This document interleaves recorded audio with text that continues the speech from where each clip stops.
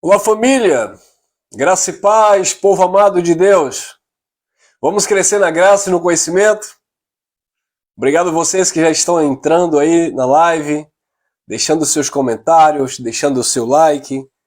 Compartilhe à vontade aí, se inscreva quem não é inscrito, tá bom? Vamos lá. Eu te convido a desfrutar desse entendimento. O julgamento dos mortos na concepção religiosa. Os julgamentos dos mortos na concepção religiosa é de que as pessoas irão morrer e um dia Jesus de Nazaré irá voltar nas nuvens e todo olho o verá, literalmente falando. Esse é o entendimento religioso. E aí Jesus vai julgar os vivos e os mortos. Queridos, julgar uma pessoa viva por uma situação é uma coisa. Agora, como julgar alguém que já morreu? Será que ninguém nunca parou para pensar nisso? Por que é que o sistema religioso eles têm esse tipo de pensamento? Não aqui, irmão. Eu vou ler o texto e vou explicar. 2 Timóteo, capítulo 4, versículo 1, o apóstolo Paulo disse assim: Conjuro-te, pois, diante de Deus e do Senhor Jesus Cristo, que há de julgar os vivos e os mortos na sua vinda e no seu reino. Julgar os vivos e os mortos na sua vinda e no seu reino.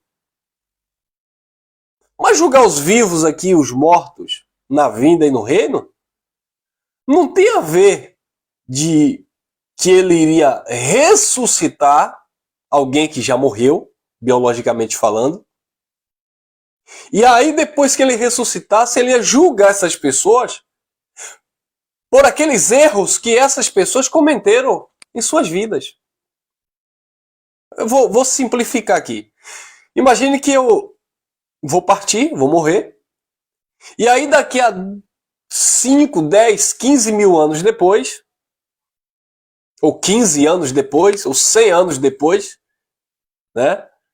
Jesus vem, né, na concepção dos religiosos, Jesus vem e aí me ressuscita, eu já estou com mais de 200 anos depois que eu parti, ele vai me ressuscitar e agora ele vai me julgar. Elcio, você lembra que quando você estava vivo, esse é o entendimento religioso, tá? Você lembra que quando você estava vivo, você aprontou isso naquele domingo, naquele sábado à tarde, agora eu te ressuscitei para te julgar, para te sentenciar, ou para te condenar, ou para te absolver. Esse é o pensamento religioso. Não, mas esse não é o entendimento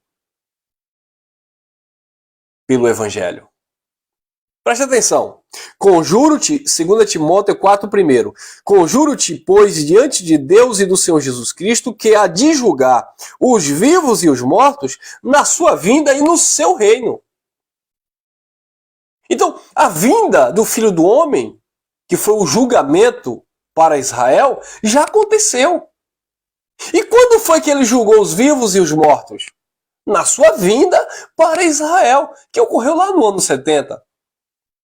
O reino dele foi estabelecido.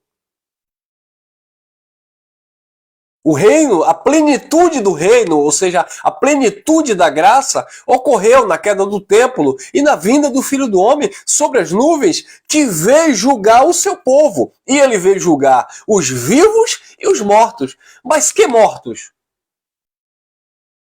Aqueles que já tinham de fato morrido, biologicamente falando? Mas que tipo de julgamento ele ia trazer para alguém que já tinha morrido?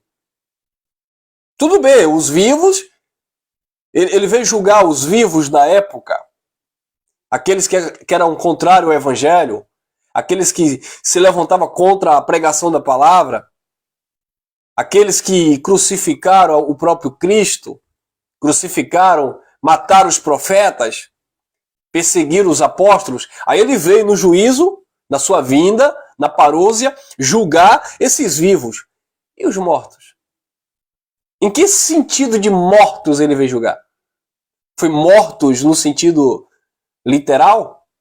Que já estavam debaixo da terra e aí ressuscitaram para receber de Cristo um julgamento na sua vinda e no seu reino? Claro que não, abençoados. Como assim, irmão Elcio? Quer ver? A própria Bíblia, a própria palavra, o próprio Evangelho vai nos dar respaldo, entendimento quanto a isso. Presta atenção. 4:1, 2 Timóteo. Conjuro-te, pois, diante de Deus e do Senhor Jesus Cristo, que há de julgar os vivos e os mortos na sua vinda e no seu reino. Lembra que João disse que nós passamos da morte para a vida?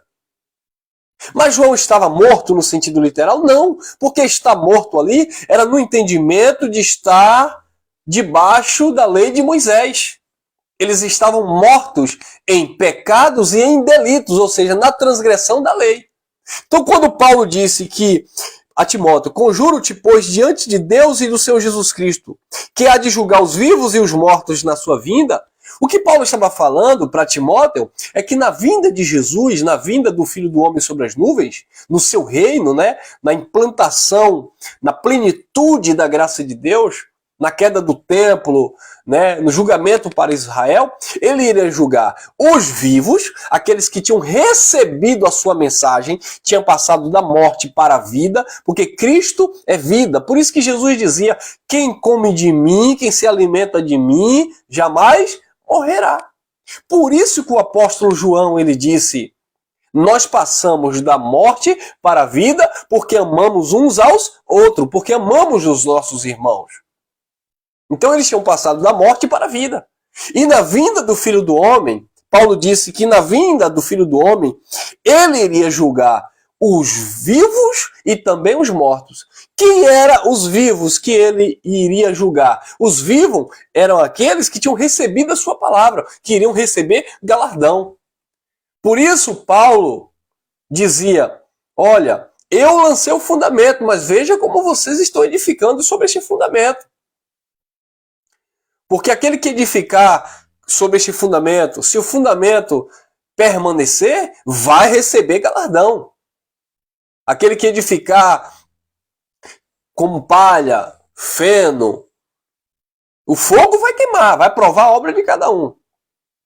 Mas aquele que permanecer vai receber galardão. Ou seja, os vivos, aqueles que estariam cumprindo, fazendo a vontade de Deus, iriam ser julgados para receber galardão. Seriam aqueles que iriam comparecer diante do trono da graça de Deus. Seriam julgados diante do trono de Deus para receber galardão. Os vivos. E os mortos? Quem seriam os mortos? Os mortos seriam aqueles que não tinham recebido a palavra. Aqueles que lutavam contra. Lembra daquele povo que resistia à mensagem de Cristo? Eles diziam, não, nós sabemos que Deus falou com Moisés, mas com esse aí, quem falou? Lembra quando Jesus curou o jovem cego de nascença? E o jovem disse assim, olha, quem me curou foi ele, foi Jesus. E aí os fariseus disseram, não diga que foi ele que lhe curou. E o jovem disse, por quê? E quando o jovem começou a indagar, o jovem disse, vocês querem ser discípulo dele também? E aí eles disseram, não, nós somos discípulos de Moisés. Ué, mas ser discípulo de Moisés, ele está morto. Porque Paulo, escrevendo aos Coríntios, na segunda carta, no capítulo 3, Paulo diz que o ministério de Moisés, a lei de Moisés, era um ministério de condenação e de morte. 2 Coríntios, capítulo 3, versículo 7, lá no versículo 9 também, Paulo fala que o ministério de Moisés era um ministério de condenação e morte. Quem estava debaixo da lei estavam mortos. Por isso que na vinda do Filho do Homem e no seu reino, ele iria julgar os vivos, aqueles que tinham recebido a sua palavra, que tinham passado da morte para a vida em Cristo, e ele também iria julgar os mortos. Mas não eram mortos biologicamente falando. Não eram mortos que estavam debaixo da terra. Eram mortos aqui, ó, na sua consciência. Mortos por estarem separados ou decaídos da graça de Deus. Essas pessoas seriam julgadas, sentenciadas. Haveria ali uma separação definitiva do joio né, e do trigo, do bode e das ovelhas, como disse Jesus de Nazaré. Foi isso que Paulo estava falando para Timóteo. Timóteo, conjuro-te, pois, diante de Deus e do Senhor Jesus Cristo, que há de julgar os vivos e os mortos na sua vinda e no seu reino. Não é julgar quem já estava debaixo da terra, não, irmão. Não faz sentido Jesus julgar alguém que já tinha morrido. Queridos, vamos raciocinar. Quem já morreu vai pagar o preço por alguma coisa? Imagine que alguém devia justiça. Alguém cometeu um crime, né, e essa pessoa estava sendo julgada, mas antes do seu julgamento, da sua sentença, aquela pessoa morreu. E aí? Aquela pessoa vai para a cadeia? Aquela pessoa roubou, aquela pessoa matou, aquela pessoa estava sendo processada, estava sendo julgada para ser condenada ou absolvida. Para ser condenada, mas aquela pessoa morreu. E aí, vai ressuscitar aquela pessoa para colocar na cadeia? Não, você não pode morrer agora não, porque, veja bem, você roubou, você matou, então você vai ter que ser preso, você vai ter que pagar na cadeia. Mas a pessoa morreu, abençoada, acabou a vida. Morreu, acabou. Então não faz sentido aqui o julgamento ser de alguém que tinha morrido, biologicamente falando. Jesus não ia julgar ninguém que já tinha morrido, no sentido literal. Julgar aqui os mortos eram aquelas pessoas que não tinham recebido a palavra da vida. João capítulo 6, versículo 63, Jesus disse: a carne para nada presta, as palavras que eu vos digo, elas são espírito e vida. Por isso que Jesus dizia: eu sou o caminho, a verdade e a vida. Quem estava nele tinha vida. Por isso que ele chegou para as irmãs de Lázaro e disse assim: eu vou ressuscitar. E as irmãs disseram assim: se você tivesse aqui, ele não teria morrido. Jesus disse: não sabes que eu sou a ressurreição e a vida? Quem crê em mim, ainda que esteja morto, viverá. Mas não era morto no sentido literal, que iria reviver, como foi o caso de Lázaro ali, para ele mostrar o seu poder e a sua divindade. Nesse caso aqui de julgamento, não era esse sentido de ressurreição. A ressurreição aqui era de uma consciência que estava morta mediante a lei de Moisés. Quer ver? Corta para mim. Corta para mim. Eu vou ler mais uma vez esse versículo e vou ler outros textos. Conjuro-te, pois, diante de Deus e do Senhor Jesus Cristo, que há de julgar os vivos e os mortos na sua vinda e no seu reino. E João disse: nós passamos da morte para a vida. Colossenses capítulo 3. Olha o que disse o apóstolo Paulo, versículo 1. Portanto, se já ressuscitastes com Cristo, buscai as coisas que são de cima, onde Cristo está sentado à destra de Deus. Pensai nas coisas que são de cima e não nas que são de baixo. Se já ressuscitastes com Cristo? Mas essas pessoas aqui que Paulo disse assim: se já ressuscitaste com Cristo, essas pessoas estavam mortas? No sentido literal? Não. Essas pessoas estavam mortas em pecados e em delitos. Então é para essas mesmas pessoas que Paulo está falando a Timóteo que Cristo iria julgar na sua vinda e no seu reino, tanto os vivos, aqueles que tinham sido ressuscitados em Cristo, bem como os mortos, aqueles que não tinham sido ressuscitados em Cristo. Ou seja, aqueles que estavam em uma consciência de pecado mediante a lei de Moisés. É por isso que Paulo diz: portanto, se já ressuscitastes com Cristo, buscai as coisas que são de cima e não as que são de baixo. Então esse povo aqui que Paulo se referia não eram pessoas que tinham morrido, eram pessoas que estavam vivas, mas pessoas que tinham sido ressuscitadas na mente, na sua consciência. Pessoas que tinham passado de um estágio para outro. Aqui é um conceito abençoado. É um conceito daquelas pessoas que tinham saído da lei de Moisés e tinham recebido a graça de Deus em Cristo Jesus. Quer ver? Olha aí. Efésios capítulo 2, versículo 1. Olha o que disse o apóstolo Paulo. e vos vivificou, estando vós mortos em ofensas e pecados, em que noutro tempo andaste segundo o curso do mundo, segundo o príncipe das potestades do ar, do espírito que opera nos filhos da desobediência. Olha que interessante. E vos vivificou, estando vós mortos em ofensas e em pecado. Então o conceito de mortos aqui era estarem mortos em ofensas e em pecados. Não eram mortos biologicamente falando. Então, quem foi essas pessoas que Jesus julgou na sua vinda e no seu reino? Os mortos e os vivos que Jesus julgou na sua vinda e no seu reino. Foram pessoas que tinham morrido no sentido literal? Não. Eram aqueles que estavam vivendo a lei de Moisés, ou seja, aqueles que estavam debaixo ainda dos mandamentos, debaixo das obras de Moisés, eram os mortos, e aqueles que estavam vivificados em Cristo Jesus. Eles foram julgados para receber galardão em Cristo Jesus. Você está entendendo? Você está compreendendo esse conceito? Que julgar os vivos e os mortos não tem nada a ver de ressuscitar no sentido literal para depois julgar. Que Jesus não é como o sistema religioso pensa, que Jesus um dia vai vir, vai ressuscitar quem já morreu. Olha, eu vou te ressuscitar e agora eu vou te julgar. E você, não, abençoado. Morreu, acabou. Ninguém vai pagar preço algum depois que partiu da vida, não. O que o homem semear aqui nesse sentido humano, ele vai colher aqui. Ele não vai colher depois que morrer.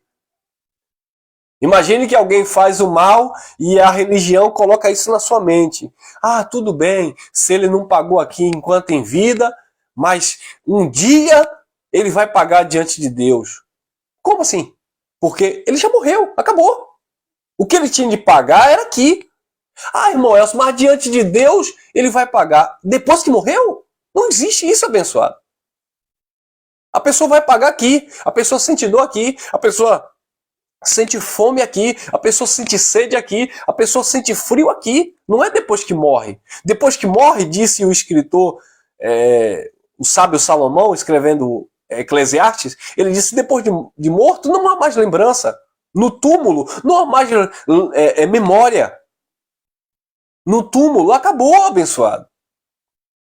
A não ser na mente daqueles que pensam que depois de morto a alma fica zanzando por aí, tendo lembrança, sentindo dor, sentindo frio, etc, etc, etc.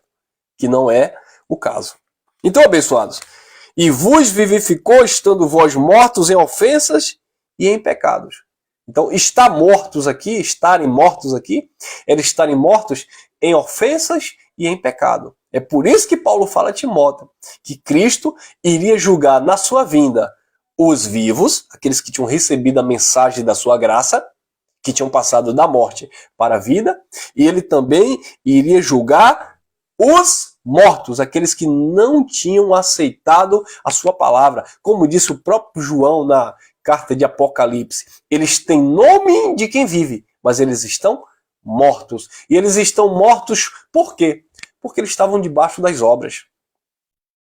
A religião está morta, irmão. Quando alguém guarda sábado achando que está agradando a Deus, essa pessoa está morta, no sentido do entendimento. Quando alguém vai para um monte buscar o Espírito Santo, não entendendo que nós somos templo e morada do Espírito Santo, essas pessoas estão mortas.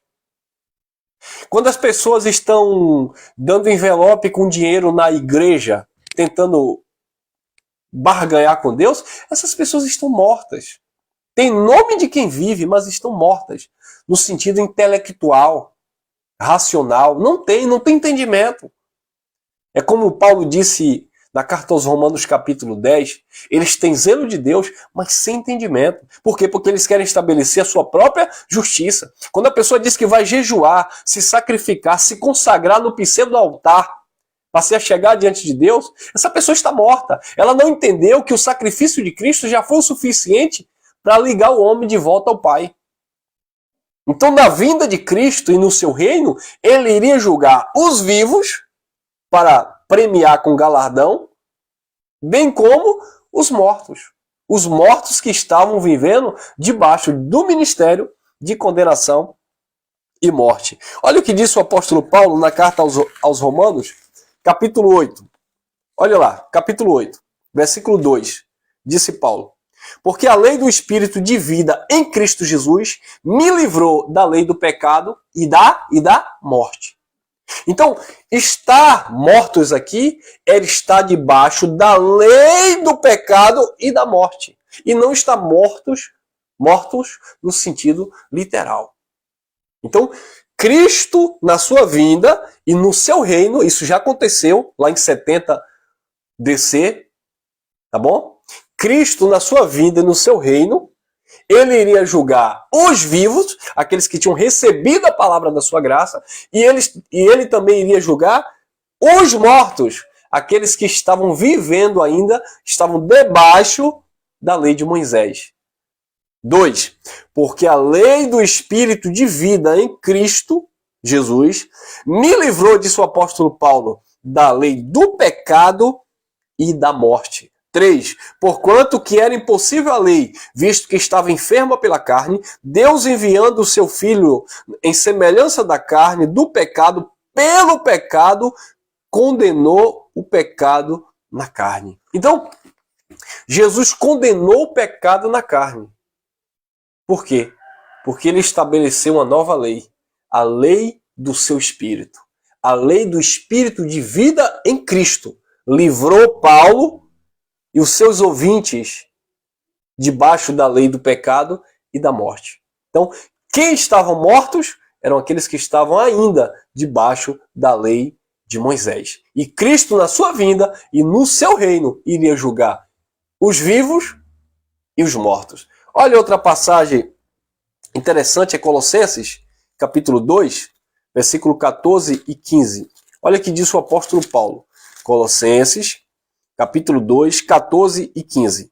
Diz assim: havendo riscado a cédula que era contra nós nas suas ordenanças, a qual de alguma maneira nos era contrária, atirou-o do meio de nós, cravando-a na cruz. E despojando os principados e as potestades, os expôs publicamente e deles triunfou em si mesmo. Portanto, ninguém vos julgue pelo comer, pelo beber, ou por causa dos dias de festa, ou da lua nova, ou dos sábados, que são sombras das coisas futuras, mas o corpo é de Cristo. Então, observe esse conjunto de obras aqui, obras mortas.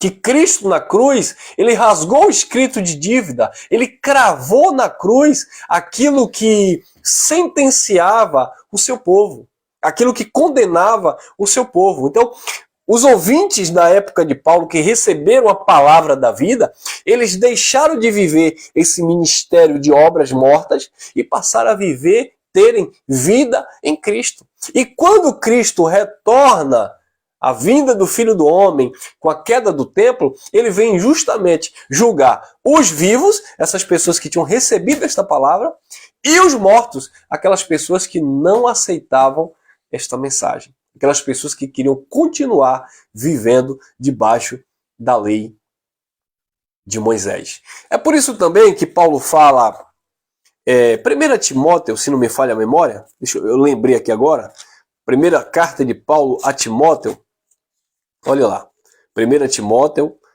capítulo... Deixa eu ver se é isso mesmo. 1 Timóteo, capítulo 1,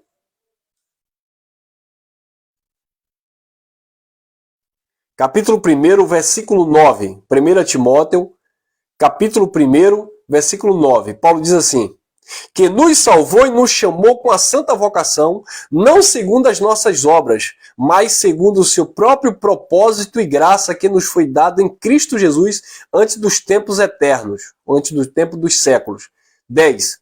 E que é manifesto agora pela aparição de nosso Senhor e Salvador Jesus Cristo, o qual aboliu a morte e trouxe a luz, a vida e a imortalidade pelo Evangelho. Então, observe no versículo 10 que Paulo diz assim: e que manifestou agora pela aparição de nosso Senhor Jesus Cristo, o qual, Jesus, aboliu a morte. O que é abolir a morte aqui, irmão? É abolir a morte biológica? Não, porque nós morremos biologicamente falando. Se não existisse morte biológica, aí eu poderia entender ao pé da letra como os religiosos. Não, irmão Elson. É porque em Jesus não existe mais morte. Mas não existe que morte? Não existe morte no sentido, abençoado, do espírito. Não existe morte, abençoado. Não que o espírito morra, tá? Não existe morte no sentido de separação do filho para com o pai. Porque os filhos de Deus já estão totalmente ligados ao pai pelo espírito. Por quê? Porque na aparição de Cristo, ele aboliu a morte, ele aniquilou a morte, disse o apóstolo Paulo na carta aos Coríntios, que o último inimigo a ser vencido era a morte. E por que o último inimigo a ser vencido era a morte? Porque quando o templo caiu, quando Jesus veio sobre as nuvens, definitivamente acabou a lei. Acabou as práticas das obras da lei de Moisés. Então ele aboliu a morte, porque a lei era que era o pacto, era que era o ministério de condenação e morte. Então, pelo evangelho, ele trouxe luz, olha lá, versículo 10. E que manifestou agora pela aparição de nosso Senhor Jesus Cristo, o qual aboliu a morte e trouxe luz, vida e imortalidade pelo evangelho. Que imortalidade? Nós, seres humanos, humanamente falando, somos imortais? Não. Na carne nós somos mortais. Todos nós iremos morrer um dia. A imortalidade aqui, abençoado, não é no sentido da carne, porque todo mundo vai partir um dia. A imortalidade aqui está falando de uma consciência eterna. Os filhos de Deus, eles passaram da morte para a vida eterna. Filho de Deus não morre, porque o Espírito ele permanece eterno no Pai.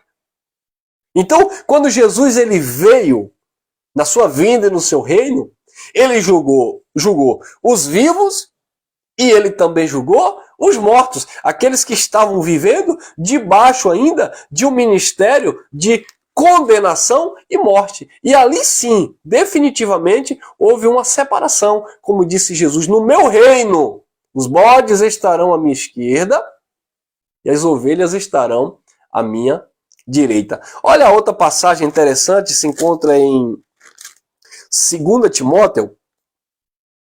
Olha aqui. 2 Timóteo, capítulo... Perdão, amados, eu li 2 Timóteo, tá bom? 2 Timóteo, capítulo 1, versículo 9 e 10, tá? Só corrigindo aqui, eu tô com a Bíblia aqui, cheia de letra aqui, atrapalhou um pouco.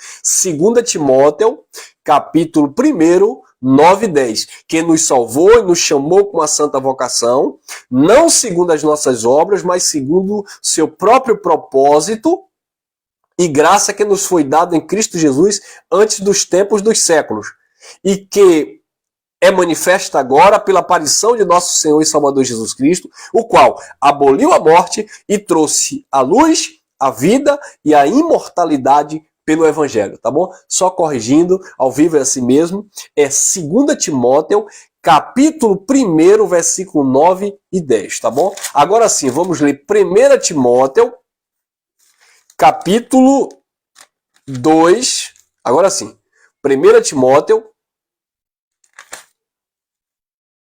primeira carta a Timóteo, capítulo... É isso mesmo? Primeira carta a Timóteo, cadê aqui mesmo? Deixa eu ver se eu encontro aqui.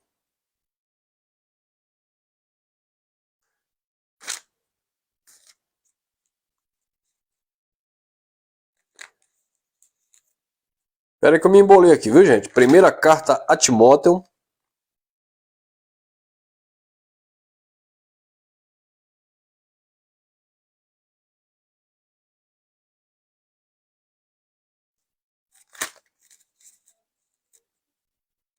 Não é a primeira carta de Timóteo. Primeira carta aos Tessalonicenses, tá? Perdoe, tenha paciência com o irmão. É a idade, né, irmão? A idade chegando, aí vem o cansaço, tá? Calma, muita calma nessa hora. Primeira carta aos Tessalonicenses. Deixa eu ver se eu acerto agora. Primeira carta aos Tessalonicenses. Vamos lá. Vamos lá, com paciência, devagarzinho.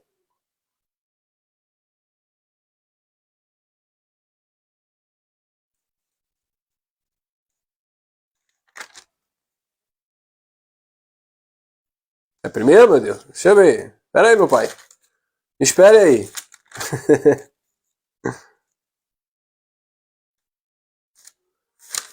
Enquanto isso aí, vocês vão dando glória, tá? A igreja vai dando glória aqui pra... Porque senão o inimigo se levanta contra a palavra aqui e a gente fica meio perdido aqui. Ai, meu pai. Achou, irmão. Achou. Eu tava pensando aqui que a palavra tinha sido arrebatada. Eu fiquei aqui preocupado agora. Olha lá. Segunda carta aos Tessalonicenses, tá? Fiquei com... Segunda carta aos Tessalonicenses, capítulo 1. Olha lá, capítulo 1, versículo 8 em diante.